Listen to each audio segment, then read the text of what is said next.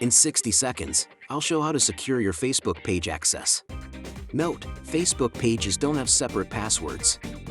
Change the admin account password instead. Open Facebook, click Settings and Privacy, then select Settings from the menu. Select Security and Login, then find the Change Password option under Login. Enter your current password, type a strong new password, and save the changes. Now enable two-factor authentication for that account for extra protection. Next, go to your page, open Page Settings, and select Page Roles to review access. Review the list of admins and remove or demote any unfamiliar accounts immediately. To add a trusted person, type their name, assign an appropriate role, and confirm.